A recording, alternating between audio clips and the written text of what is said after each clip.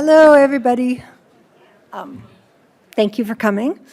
So my name is Mary Bly, and I'm professor and chair of Fordham's Department of English, and I'm going to serve as the Master of Ceremonies tonight for our celebration of Dr. Stephen Sohn's installation as a Thomas F.X. and Theresa Mullarkey Chair in Literature. To all here present and our generous benefactor, Theresa Mullarkey, our distinguished honoree, Dr. Stephen Sohn, Fordham's provost, Dr. Dennis Jacobs, Fordham's trustees, past and present, members of the President's Council, the Parents' Leadership Council, and the Fordham University Alumni Association Advisory Board, honored guests, faculty, students, and friends, we extend a most cordial welcome. Thank you for coming.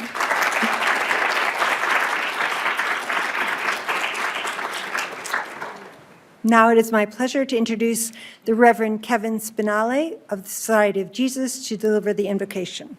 Father Spinale is an assistant professor for the Division of Curriculum and Teaching in the Graduate School of Education.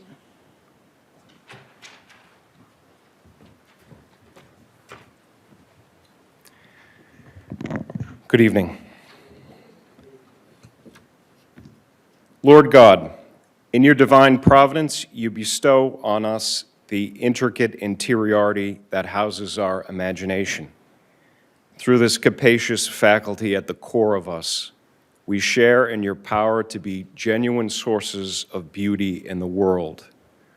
For such dignity, we give you great thanks. Tonight, we ask you to bless those of us at Fordham, particularly Professor Stephen Hong Sohn, who are charged with the responsibility to cultivate imagination and attentiveness to beauty in our students. We ask you to bless Thomas Mullarkey of happy memory and Theresa Tess Mullarkey with us here tonight, in gratitude for their decades-long generosity to and cooperation in the mission of Fordham University. May our shared Easter joy amplify our celebration tonight, invigorate our work, and renew our hope. We ask all this through the risen Jesus. Amen.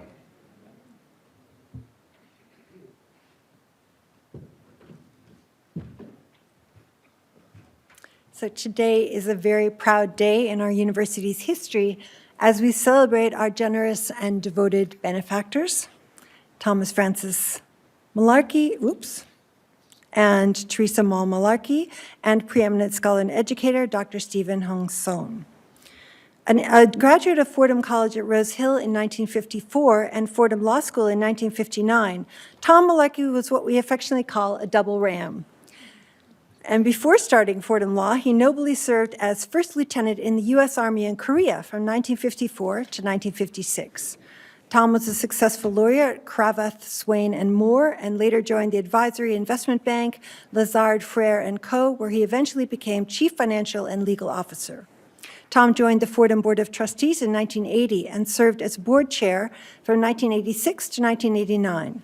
He led the university's successful $150 million sesquicentennial capital campaign until his death in 1993. The Mullarkey Chair in Literature was established by Tom and Theresa as an expression of their long-standing support for the humanities. Like her late husband, Theresa Mullarkey has been a longtime advocate for higher education. Tess graduated from Wellesley College, where she served as a trustee from 1988 to 2004.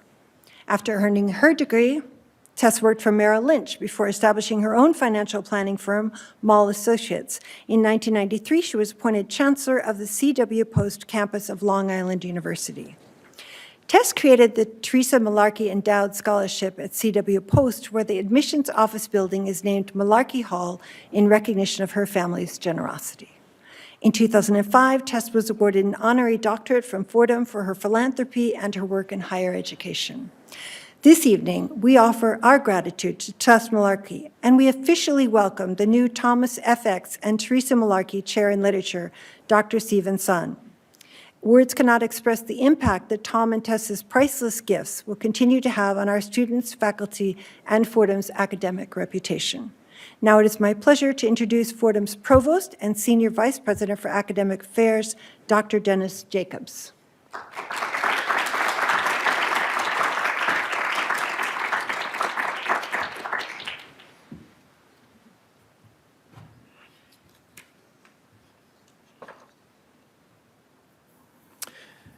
So thank you. It's so good to be with you. I'd like to invite and welcome Tess Mullarkey up here to the platform and Dr. Stephen Hong Sohn to join Mary and me at the podium.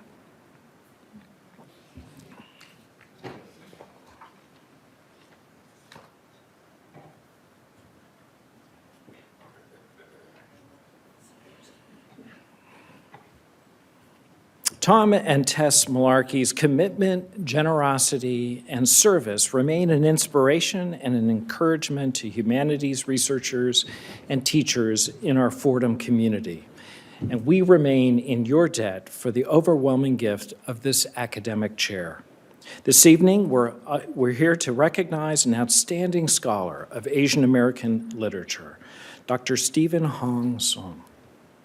Dr. Sohn, in recognition of your thoughtful and groundbreaking scholarship and service within your field, and on behalf of the human family, Fordham is proud and delighted to welcome you as the Thomas F. X. and Theresa Mullarkey Chair in Literature.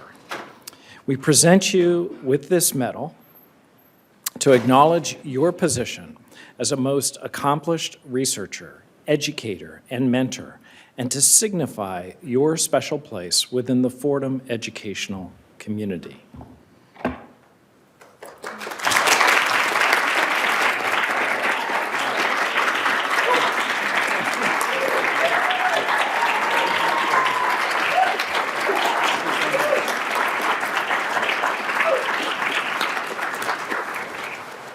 We also present these framed gifts to Dr. Sohn and to Tess Mullarkey, our generous benefactor. So, you stay here.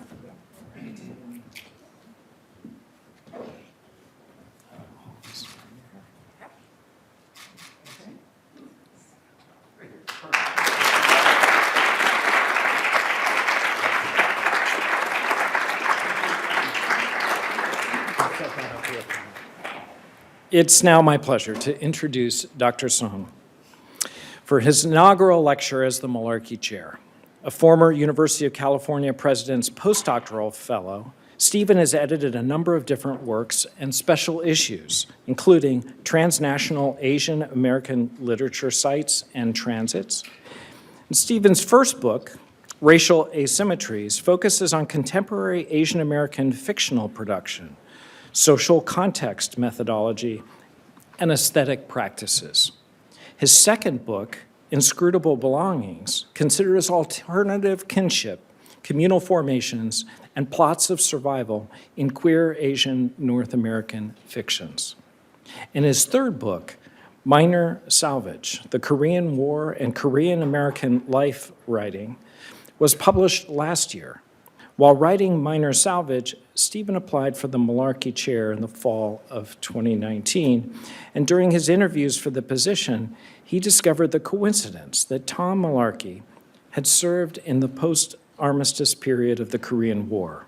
It was during the same Reconstruction period that Stephen's father, Sun Hu, first began learning English via the contact he made with soldiers stationed at American military bases located near Seoul. Stephen is currently hard at work on a fourth monograph, and please join me now in welcoming Dr. Stephen Hong Sohn, who will present his inaugural Mullarkey lecture entitled On Asian American Literature and Life in the Time of COVID. Dr.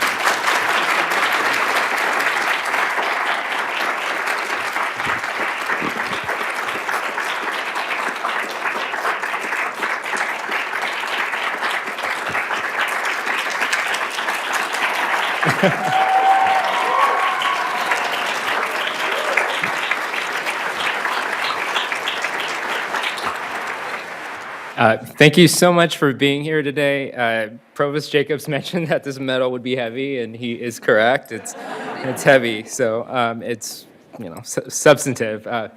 I don't know where to begin at first. First, I guess there's a bunch of acknowledgments that I need to make to ensure that people know that I'm very thankful for their work.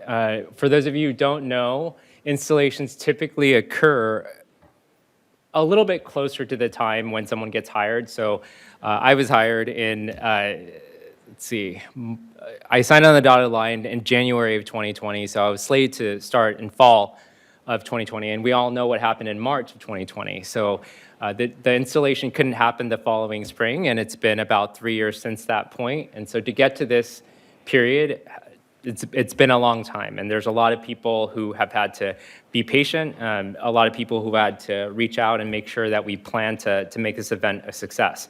So first of all, Master of Ceremonies Mary Bly, for the invocation, Kevin Spinelli, and Provost Dr. Dennis Jacobs, thank you so much for being here and supporting me in this particular installation today. I really appreciate you being here.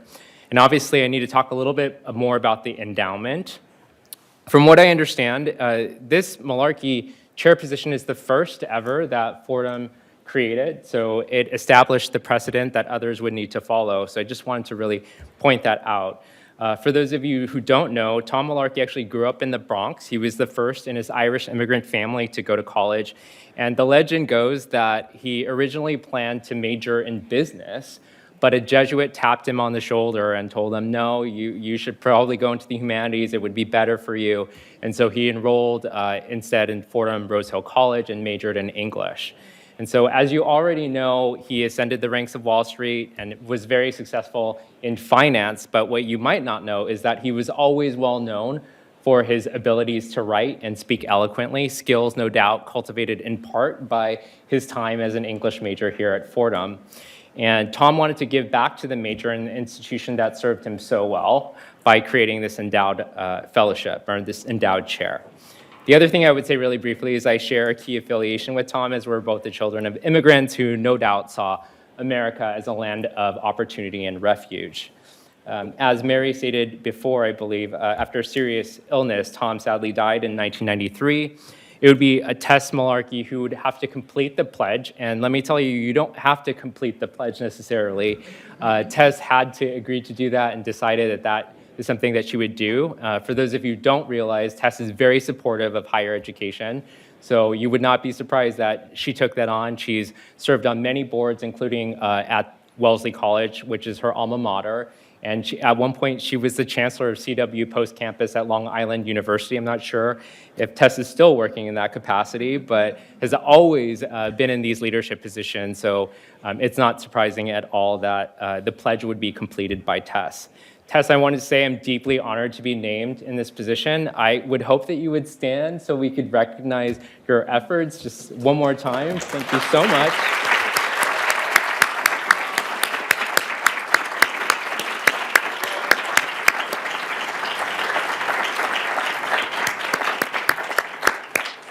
And you wouldn't be surprised that Tess has an incredible amount of energy. Joan and I were chatting about that briefly, and I just found out that Tess wrote a book during COVID lockdown. I'm not sure if it's out yet, but it's very brief. But you did it. So so at some point, maybe we'll all get a chance to take a look at it. So thank you again, Tess. I think the only other thing that I would say is I've had a challenging trajectory in academia in a variety of ways, and so the endowment has been transformative for my scholarship. I've been able to travel, go to archives, do the kind of research that I've always wanted to do without some of the obstacles that we would traditionally have. So it means everything to me to have this opportunity, so I thank you deeply. There's a bunch of other people as well, really quickly. Ro Gill, Liz Manigan, Liz Davis, Justine Franklin, Rose Vondrasek, all of the people who helped plan this event. Thank you so much. It takes months and months and months. We've done many Zooms to ensure that this event would go off without a hitch, and at some point we will all break bread and drink together, and that's all credit to that team. Finally, the English department, of course, thanks so much of you for being here today. The search committee from 2019. Yeah, I know, that's wild. Thank you so much for taking a chance on me and giving me the chance to show my stuff at the campus interview, which, if you don't know, for me was about 4 days. It was pretty grueling. And finally, obviously, the audience, thank you for being here today. It means a lot to me to see a lot of familiar faces. I have a lot of graduate students, friends. I have undergraduates from my English 3647, current students and former students. So thank you so much for being here. It means a lot to have friendly faces here. And of course, thanks to the brilliant Dr. Rob Hernandez, who listened to earlier versions of this talk and made sure that it would not be a total disaster. Let's hope that is true. All right. For those of you who came in, you should have had a little bit of an outline. And if you've taken a class with me before, you know that I love these little lesson plans. So you're getting a little bit of a taste of my pedagogy here. I generally like to give my students and anyone who is listening to me a sense of the roadmap of my talk. So that's there for you today. I will try to adhere as closely to this, knowing that I'm also under a time constraint. The first thing that I would want to tell you under Roman numeral 2 is a little bit about defining and understanding Asian American literature. And for some of you, like Dr. James Kim, this will be really basic, so sorry.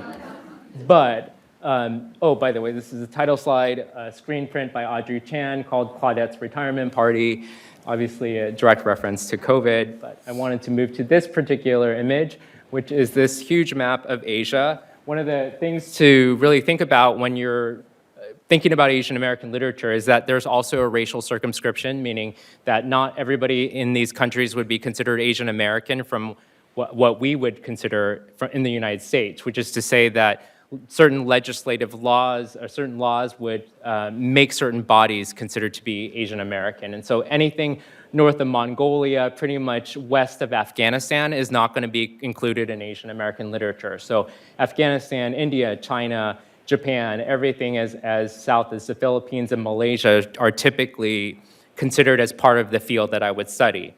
And one of the biggest misconceptions I think about the field that I study is that it's small. As you can tell, I would have to be able to teach Chinese American literature, Burmese American literature, South Asian American literature, Malaysian American literature, and this makes anybody who does Asian American studies or Asian American cultural studies, they have to be able to master or at least try to master a bunch of different national histories and cultures.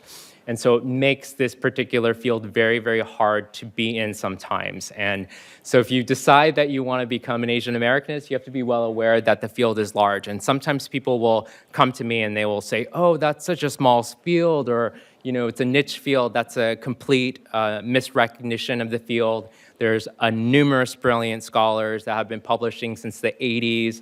And Asian American literature at this point is so big that there's no way that any of us in this room, even if we all read all of the books that have been published, would be able to cover everything. And so one of the big takeaways is just make sure if you ever hear someone talk about it, it's a huge field. It's not small. It's not a niche field. These were assumptions that people would make and say to me when I was on the job market very early on. And now that I'm in the field, I can tell you it's quite large. So let's move to a little bit of autobiography here. My relationship to the material that I study, Asian American literature, changed obviously when COVID hits. But to get to the point of COVID, I need to lay out a little bit before that period. So as I told you a little bit before, I applied for this position in fall of 2019. Everything went well, but as I was sort of researching for this position, I was thinking about whether or not it would be a good position for me. And if you research this particular position, you'd find out that Tom Mullarkey had served in Korea in the post-armistice period from 1954 to 1956. As Mary pointed out, for me, that was a strange sign because my book project that I was working on at that very same time was also on the Korean War. So I took it as this strange parallel and that I should apply. And the reason why I even bring that up is, for those of you who don't know, endowed chair positions are pretty rare. They're typically very competitive. I know this one was internationally competitive. And so I didn't know if I really even had a shot. And so I took that particular moment as a sign that given that background that Tom had and my work, I should just give it a shot. And so fortunately, it all worked out.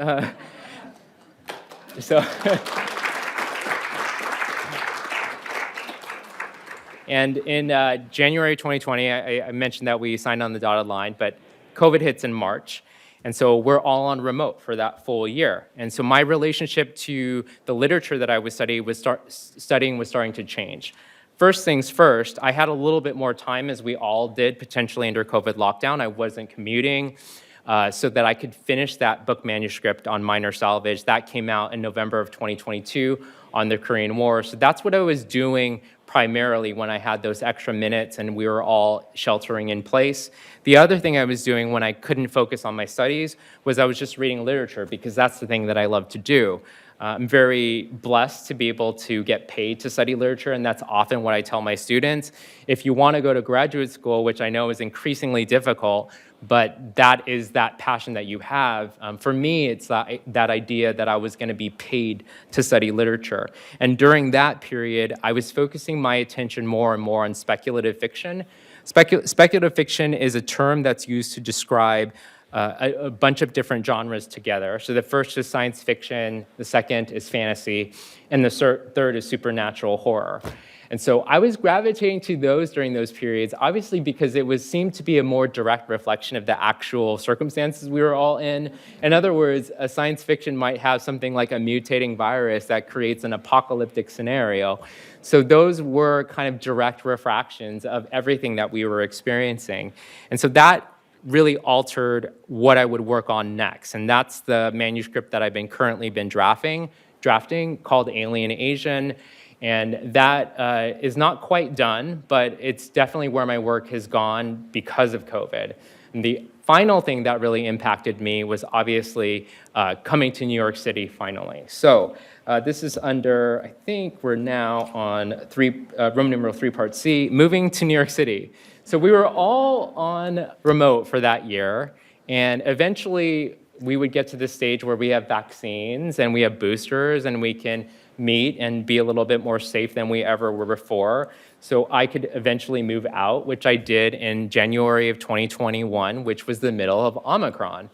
I had always lived on the West Coast, so my introduction to the East Coast was moving in the middle of the Omicron wave in a winter that was much colder than this one. So that was a stressful experience. I can tell you that amongst the many things you have to deal with, one of the things is learning how to commute in this city. And for the longest time, who takes the BX12 Express sometimes?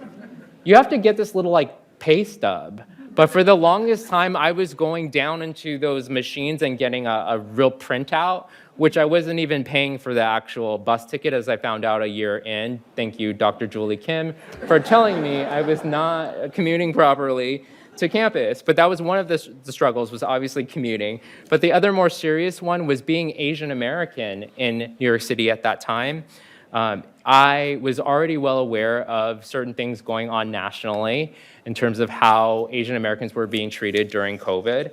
And that was really impacting my psychic space when I came to the city in that winter. For all of us who might look Asian American, we know that the experience during COVID has been stressful for a variety of reasons. I know that my psychic space would be impacted sometimes when I was taking the subway, and you never want to get too close to the edge. You've heard stories about people being pushed, or you were hearing things about assault. So between all of us being worried about COVID and our precarities of our health, on top of that, there was that racial precarity that many of us were experiencing. And then on top of everything else, we had things like Black Lives Matter protests, things coming up about healthcare reform and whatnot. And so there was so many different vulnerable populations that my reading life was also being impacted during that period.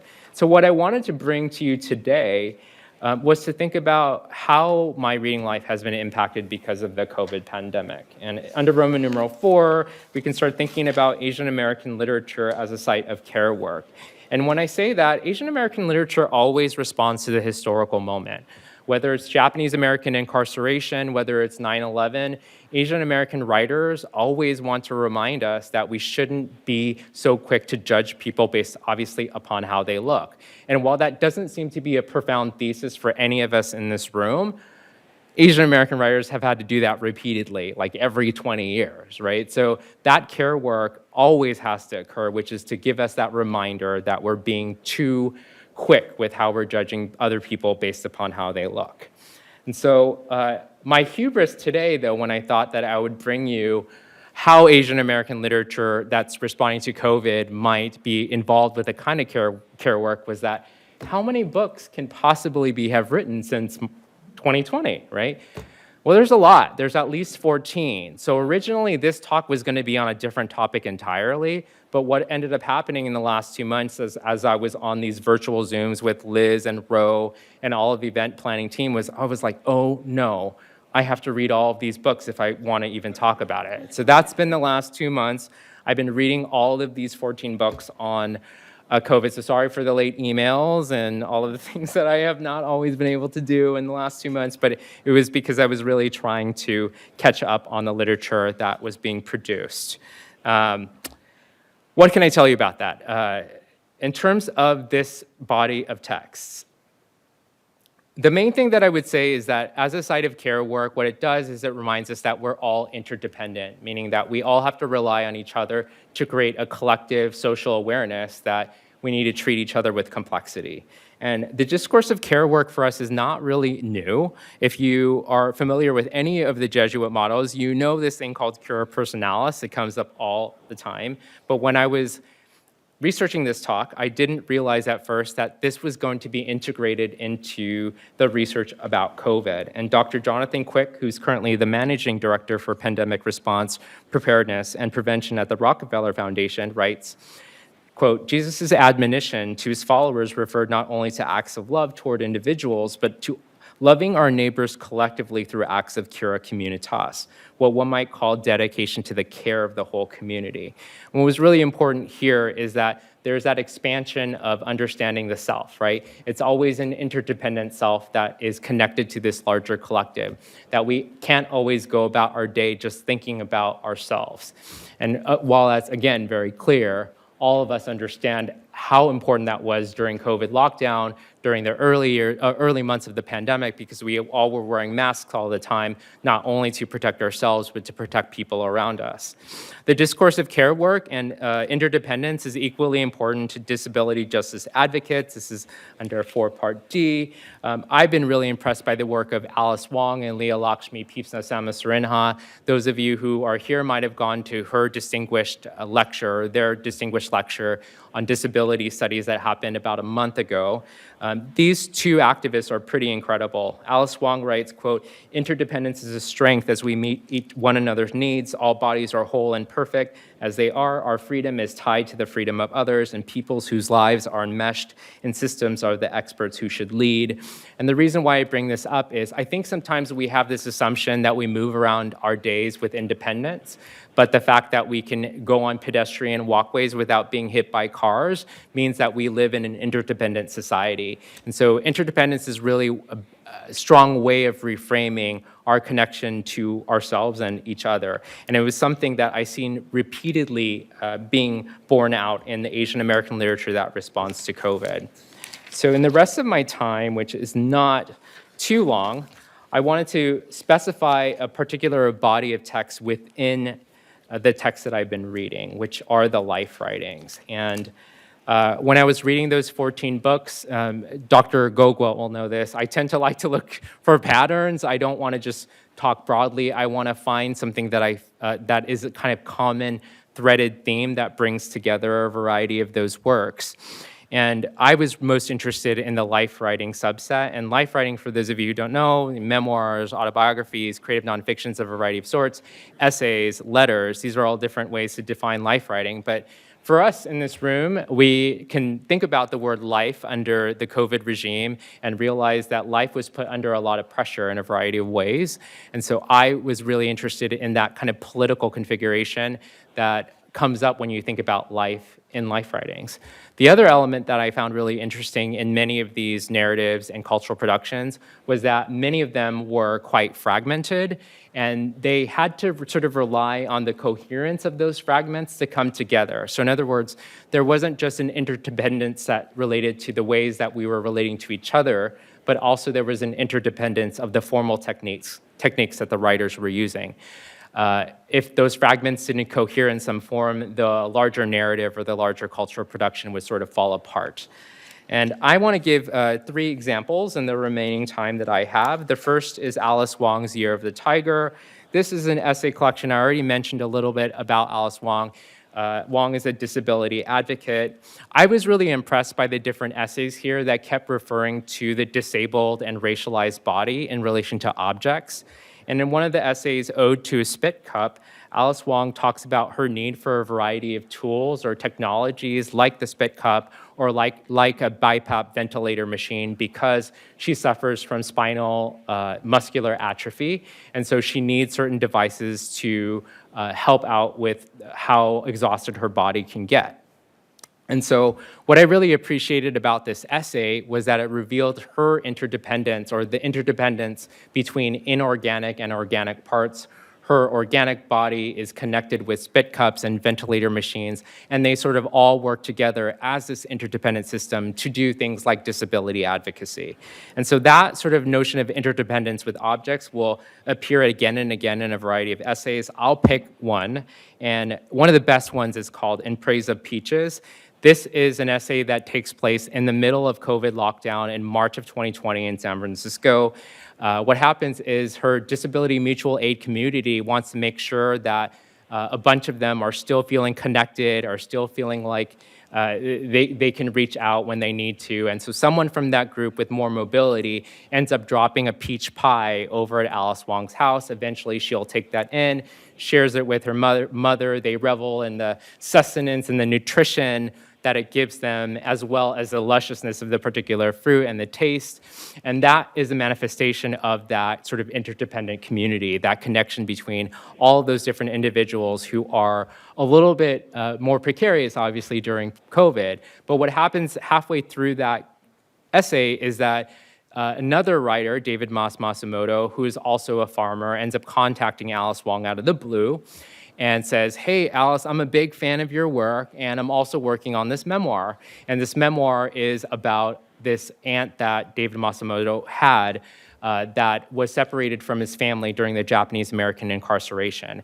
And she was separated from Masumoto family because she was disabled. They didn't even know where she was for up to a couple of decades. And so Wong, obviously being a disability advocate, can provide some basic advice for Masumoto as he's writing that memoir. But what we also find out is Masumoto also comes from the farming family that produced the very peaches that Wong had eaten early on in that pandemic. So that weird sort of connection, that interdependence that emerges from that object is really important for us to remember. And it's not just about survival, right? It's this moment in the middle of an apocalyptic experience that we're all having where people want to have still this collective flourishing. They want to be able to enjoy something as tasty as a peach pie.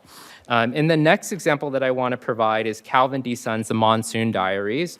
This was a really interesting one to read if you pick it up. It has bifurcated narratives in it. The first one is really about Dr. Sun's experiences as a medical professional, and it takes us into the early months of the COVID pandemic when he is an emergency room physician, a temporary one, in New York City, which you can imagine would have been a very stressful job out here. Very stressful. And then narrative 2, we'll see Dr. Sun describing various travels that he's taking throughout the world. He's a big travel buff, and so we'll find out he's going to Egypt or whatever part of the world, and that's equally important to him because it's a way that he can sort of restore himself and give himself more energy as he goes about his medical professional life, right? So at first, those narratives are hopscotching back and forth, and they're somewhat disarticulated. But what becomes really clear is he obviously needs to go traveling to be restored to do his medical work. He needs the money that he gets from the medical work to fuel his travels. So the work and leisure interdependence is really a part of that form. But as we all know, healthcare workers during the pandemic suffered from a shortage of PPE and other resources, and so he would have to create his own mutual aid community by making sure that various healthcare workers could share whenever they had extra masks or extra suits or face shields. And so he was really doing all of that work to create communities among healthcare workers when they couldn't, get the material that they needed to do their jobs and to protect themselves and others. And the other thing that's really important about this narrative that we find out is later on, he gives a pointed critique of the healthcare system during that period, saying that the hospital system should have unified under a single hospital system earlier on in the pandemic because that would have saved a bunch of lives. But what we discover is that the reason why he can say that is because he's a temporary ER physician and not a long-term full-time physician, which means that the HR folks can't fire him. So the fact that he's hopscotching back and forth from job to work, to travel to work is partly as a manifestation of his part-time work, which then enables him to make these pointed critiques. As a final example, and this is a shout out to my English 3647 students who are here today, current and former, and I will have one really quick audience participation element here. If you'll see, this is Laura Gao's Messy Roots. I haven't taught it yet, eventually I will, but this is a graphic narrative memoir that is by Laura Gao, and early on in this particular graphic narrative, she's in a sort of social space and they're playing ping pong and you can't fully see it. But what's going on the left side is that there's a racial microaggression where they're sort of saying really bad things about people in China. And then Gao at the top right says, is this all you want to talk about, right? She's clearly annoyed, as anyone would be, to hear that kind of statement. About 200 pages later, and by the way, this first panel is in January of 2020, so people are still out and about. Second panel, this is March 2020. It's in the middle of the COVID lockdown in San Francisco, just like Alice Wong. And so this is a portion which has no sequencing. What's happening before on the left side is sort of like memories, but they're disjointed. So my audience participation element, so for my students, I want to hear what's the panel transition when there is no clear articulated sequence? Someone raise their hand for that one. Yunan. It's a non sequitur panel. See, my students are learning. This is a non sequitur panel. And I know all the other students know it too, by the way. So if you didn't answer, I know you know because I drill it into your heads. But it's a non sequitur sequence. But if you notice here, is this all you're going to talk about is at the bottom, right? So you see the repeated imagery. There at the top, is this all you want to talk about? They're not quite the same words, but they're pretty close. And so this is not given much context in terms of why it's plopped in here, right? But if we remember the previous panel, this is just Laura Gao herself at this ping pong location in January 2020. It's an individualized racial microaggression. What Gao is really doing, if you see the background of this next panel, it's take your virus back with you. Trump calls COVID the China virus, stoking anti-Asian racism. There's an SF Post article that says Asian woman punched and blamed for COVID-19. So what this is doing is it tells us about the social structure that has changed in that 3-month period and ramped up, and it's something affecting a larger group of people, right? So it's become this whole social system that is larger than an individual self, and it really contextualizes that racial microaggression. So this is the interdependence of form I'm talking about. You can't have this individual microaggression without that larger social structural overlay. And so this is the kind of care work that Asian American literature is doing, right? It's telling us that we have to be careful about the different vulnerable subjects who exist under COVID. And it's not just Asian Americans, obviously, it's lots of other communities. It's disabled communities, it's healthcare workers like Dr. Sun, and it's everyday individuals like Laura Gao who just want to be connected with their family. And Gao, one of the most interesting things about that graphic memoir is that Gao actually has family from Wuhan. And so her Wuhanese family experienced microaggressions just from being in Wuhan by other Chinese folk, which sometimes we don't talk about that. The fact that even regional stigmatization was happening in China on top of the stigmatization that's happening in the United States.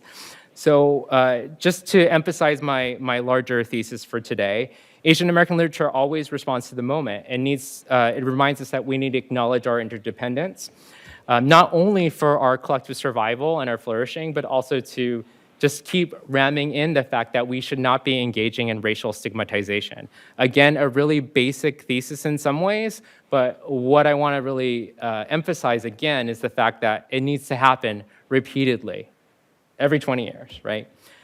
Under Roman numeral 6, Fordham and the road ahead, in the last couple minutes I have Bob Parmack, who I believe is the dean here, talks about cura personalis in a really interesting way, which is we're always taught to think about it, I think, as something more supportive, caring, benevolent. But he says that sometimes cura personalis is hard because it's pushing us to improve. It's pushing us to find a way to make those difficult transformations so that we can do something better. And I bring that up because I think that's also relevant for cura communitas. and the ways that Fordham can still learn and grow. I can say one celebratory thing, which is that we have now established the Asian American Studies program and minor.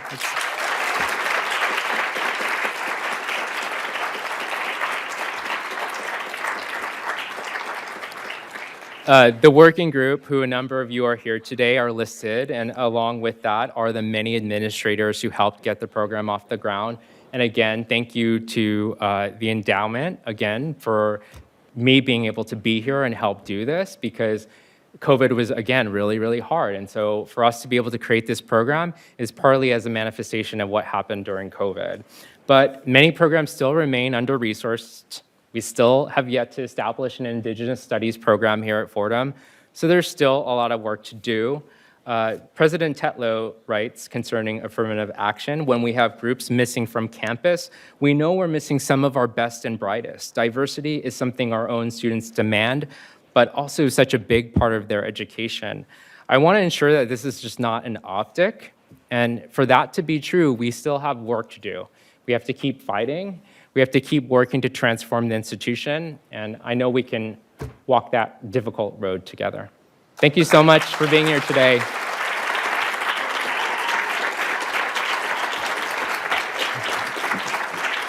Thanks so much for being here.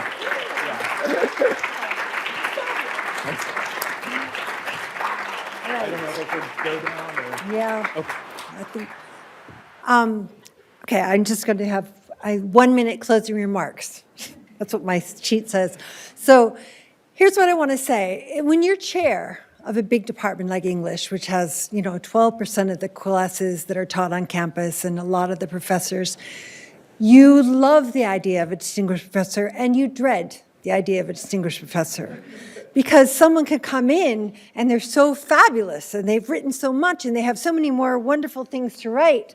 They will sail into your department with their endowment and their wonderful travel, and they won't be part of the community. And Fordham English is actually a really strong community. I think a lot of us are here, and that speaks to that exact thing. And Stephen, when he came for his interview, some of you may know I have a sideline writing romance, and I must say, people like to see me as a Shakespearean. But Stephen and I, and you may not even remember this, in your interview with me, we ended up talking about Asian American writing, people writing romance. And believe me, I had never had any conversation like that at Fordham ever before. We knew all the same books and loved them. And I thought, this is going to be someone who's very different, who doesn't see hierarchy. Hierarchy in literature, hierarchy in people, hierarchy in what your level allows you to do. And that has been true. Because we're not all distinguished professors, worldwide will say, hey, my work is tremendously important. I'm not going to be part of this committee or that committee. Stephen actually took on a brand new committee, which is the Development Committee in English. It was absolutely new. It started right before the pandemic. He showed up. He was my co-chair, and then he took it over. He's been brilliant at it. And guess what? We just had Giving Day, and we were the #1 academic department. And that is Stephen.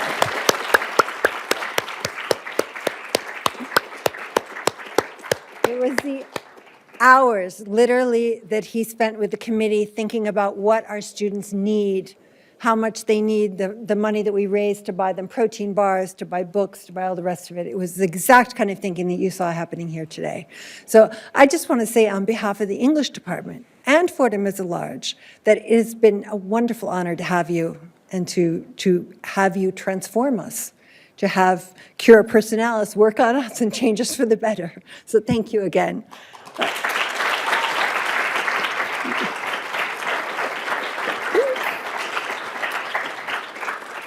Thank you, everyone. This has been, I'm returning to my text, a truly wonderful evening of celebration and learning, and please join us for a reception and a drink outside in Platt Court. Thanks.